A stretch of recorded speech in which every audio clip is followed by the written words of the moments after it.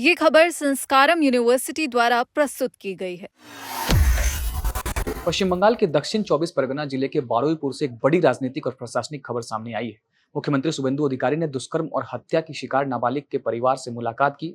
इसके बाद वे भीड़ में पिटाई में जान गंवाने वाले इंद्रजीत मंडल के घर पहुंचे और उनके परिवार को आर्थिक सहायता के साथ सरकारी नौकरी देने का ऐलान किया। इस दौरान मुख्यमंत्री ने कानून व्यवस्था, रेलवे लाइन पर हुई तोड़फोड़ और कामदूनी मामले को लेकर भी कई बड़े बयान दिए। आखिर क्या है पूरा मामला, आइए जानते हैं इस रिपोर्ट में। नमस्कार, आप देख रहे हैं दैनिक जागरण और मैं हूं आपके साथ साहिल जायसवाल। दरअसल शनिवार को मुख्यमंत्री शुभेंदु अधिकारी दक्षिण 24 परगना के बारुईपुर पहुंचे, जहां उन्होंने सबसे पहले दुष्कर्म और हत्या के शिकार नाबालिग के परिजनों से मुलाकात की।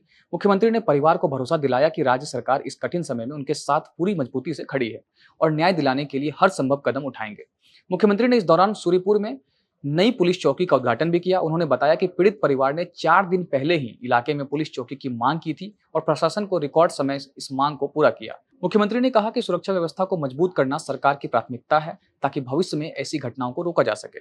पीड़ित परिवार से मिलने के बाद मुख्यमंत्री भीड़ की पिटाई में मारे गए इंद्रजीत मंडल के घर पहुंचे। उन्होंने इंद्रजीत के परिवार को 25 लाख रुपए की आर्थिक सहायता का चेक सौंपा। इसके साथ इंद्रजीत के बड़े भाई को सूरीपुर पुलिस चौकी में सिविक वॉलंटियर के पद पर नियुक्त भी किया। मुख्यमंत्री ने कहा कि सरकार केवल आर्थिक मदद तक सीमित नहीं रहेगी, बल्कि परिवार की हर संभव सहायता करेगी। उन्होंने बताया कि इंद्रजीत के घर की मरम्मत कराई गई है, उनके पिता की वृद्धावस्था पेंशन शुरू कर दी गई है और उनकी मां की अन्नपूर्णा योजना का लाभ भी उपलब्ध कराया गया है। मुख्यमंत्री ने इस मामले को लेकर गंभीर आरोप भी लगाए। उन्होंने कहा कि प्रथम दृष्टया ऐसा प्रतीत होता है कि इंद्रजीत मंडल की हत्या उनकी पहचान को देखते हुए की गई है। उन्होंने आशंका जताई कि चुनाव में हार के बाद कुछ राजनीतिक तत्वों, अतिवाम संगठनों और कट्टरपंथ समूहों माहौल बिगाड़ने में भूमिका निभाई हो सकती है। हालांकि उन्होंने यह भी कहा कि मामले की जांच जारी है और अंतिम निष्कर्ष जांच के बाद ही सामने आएगा। मुख्यमंत्री के अनुसार जिन लोगों की पहचान वीडियो फुटेज के आधार पर हुई है, उन सभी आरोपित को गिरफ्तार कर लिया गया है। उन्होंने भरोसा दिलाया कि दोषियों के खिलाफ कानून के तहत कठोर कार्रवाई की जाएगी और किसी भी आरोपी को बख्शा नहीं जाएगा। उन्होंने यह भी कहा कि इंद्रजीत मंडल को वापस नहीं लाया जा सकता, लेकिन सरकार यह भी सुनिश्चित करेगी हत्यारे को कानून के अनुसार सख्त से सख्त सजा मिले। मुख्यमंत्री ने दोहराया कि न्याय दिलाना सरकार की सर्वोच्च प्राथमिकता है। इस दौरान मुख्यमंत्री ने रेलवे लाइन पर हुई तोड़फोड़ की घटनाओं पर भी कड़ा रुख अपनाया। उन्होंने कहा कि रेलवे जैसी राष्ट्रीय संपत्ति को नुकसान पहुंचाने वाले लोग राष्ट्र विरोधी मानसिकता रखते हैं और उनके खिलाफ सख्त कानूनी कार्रवाई होनी चाहिए। उन्होंने पुलिस अधिकारियों को निर्देश दिया कि कार्रवाई करते समय यह सुनिश्चित किया जाए कि किसी भी निर्दोष व्यक्ति को अनावश्यक परेशान या प्रताड़ना का सामना न करना पड़े।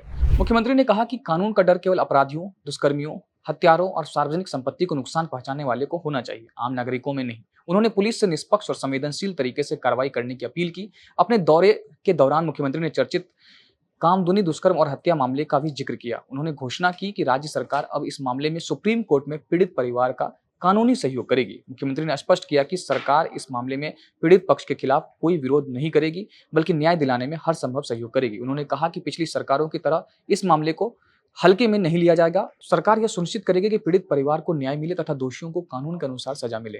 फिलहाल मुख्यमंत्री के इस दौरे ने कई राजनीतिक और प्रशासनिक संदेश दिए हैं। एक ओर सरकार ने पीड़ित परिवारों को आर्थिक सहायता और सरकारी मदद का भरोसा दिलाया है, वहीं दूसरी ओर कानून व्यवस्था, भीड़ हिंसा और सार्वजनिक संपत्ति को नुकसान पहुंचाने वालों के खिलाफ सख्त कार्रवाई का संकेत भी दिया है। अब देखना होगा घोषणाओं का जमीनी स्तर पर कितना असर दिखाई देता है। बाकी इस खबर पर आप क्या सोचते हैं, आपकी क्या राय है, कमेंट सेक्शन में जरूर बताएं। देश और दुनिया की तमाम खबरों के लिए देखते रहें दैनिक जागरण। नमस्कार।